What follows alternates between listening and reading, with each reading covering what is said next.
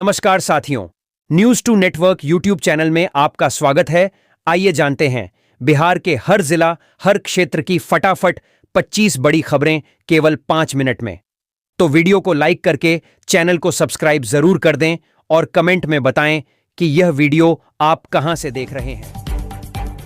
Free cycle पश्चिम बंगाल सरकार दे रही छात्रों को फ्री साइकिल। पश्चिम बंगाल की सबूज साथी योजना ऐसी ही एक योजना है जो बच्चे को स्कूल पहुंचने और पढ़ाई में काफी मदद कर रही है। इसमें सरकार स्कूल के बच्चों को मुफ्त साइकिल देती है ताकि वे आसानी से स्कूल जा सकें और पढ़ाई पूरी कर सकें। पश्चिम बंगाल स्कूल सेवा आयोग ने ग्रुप सी-डी के 8,477 पदों पर निकाली भर्ती। पश्चिम बंगाल स्कूल सेवा आयोग एसएससी ने नॉन टीचिंग 8,477 पदों पर भर्ती निकाली है। लिखित परीक्षा और साक्षात्कार के बाद 2,989 गैर शिक्षण ग्रुप सी कर्मचारियों की भर्ती की जाएगी। साथ ही 5,488 ग्रुप डी कर्मचारियों की भी भर्ती की जाएगी। कर अधिकारियों ने आयकर अधिनियम को सरल बनाने का विशाल कार्य 6 महीने में कैसे पूरा किया। आयकर विभाग ने विशाल आयकर अधिनियम 1961 को युक्तिसंगत और सरल बनाने का विशाल काम सिर्फ 6 महीने में कैसे पूरा कर लिया और फिर प्रवर समिति के विशाल सुझावों को सिर्फ 1 महीने में कैसे लागू कर दिया। इतने समय में 75,000 मानव घंटे काम में लगाकर और यहां तक कि परिवीक्षाधीन अधिकारियों को भी काम पर लगाकर, बस यही तरीका है। टीएमसी को बिहार जैसे हालात दोहराए जाने का डर। बंगाल में एसआईआर के लिए बनाई खास रणनीति। कार्यकर्ताओं को किया लामबंद। तृणमूल कांग्रेस ने पश्चिम बंगाल में एसआईआर का विरोध करते हुए बूथ स्तर पर कार्यकर्ताओं को सक्रिय किया। सरकारी योजनाओं से दस्तावेज उपलब्ध कराने पर जोर दिया है। पीएम मोदी चीन यात्रा live update. PM Modi Xi Jinping ने सीमा पर शांति और आतंकवाद से लड़ाई पर बातचीत की। प्रधानमंत्री मोदी चीन यात्रा लाइव अपडेट। प्रधानमंत्री नरेंद्र मोदी का एससीओ शिखर सम्मेलन में चीनी राष्ट्रपति शी जिनपिंग ने औपचारिक रूप से स्वागत किया। पश्चिम बंगाल में 13.96% फर्जी मतदाता। एसआईआर से पहले रिसर्च रिपोर्ट में बड़ा दावा। पश्चिम बंगाल की मतदाता सूची में व्यापक अनियमितताओं की रिपोर्ट सामने आई है। एक हालिया शोध में दावा किया गया है कि लगभग 13.69% मतदाता फर्जी या मृत हैं। बिहार में हुए विशेष मतदाता पुनरीक्षण अभियान एसआईआर के बाद पश्चिम बंगाल में भी इसी तरह के अभियान की संभावना बढ़ गई है।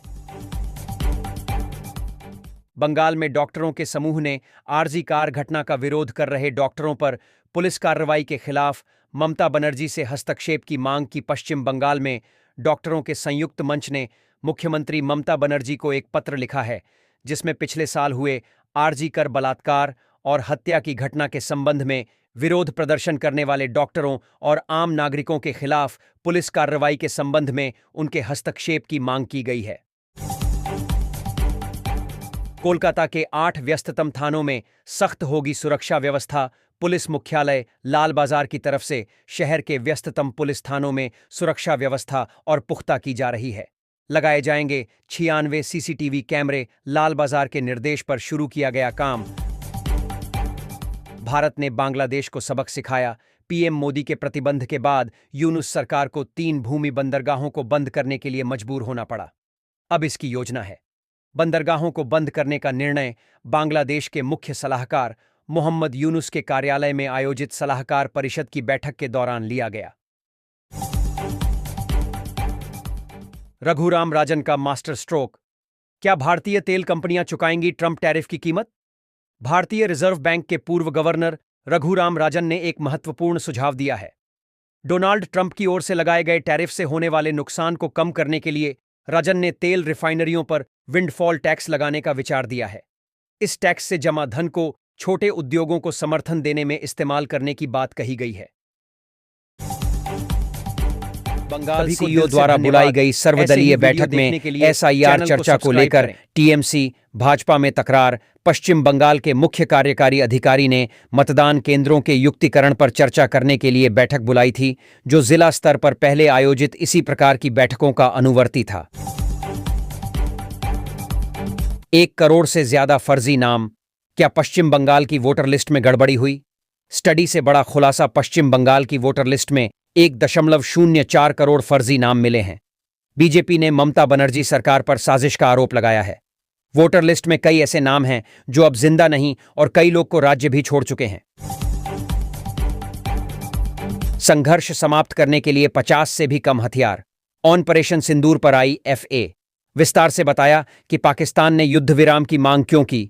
वायुसेना उप प्रमुख एयर मार्शल नर्मदेश्वर तिवारी ने शनिवार को कहा कि लक्षित पाकिस्तानी सैन्य ठिकानों पर 50 से भी कम हथियार दागे गए, जिसके कारण इस्लामाबाद को 10 मई की दोपहर तक सैन्य संघर्ष समाप्त करने का अनुरोध करना पड़ा।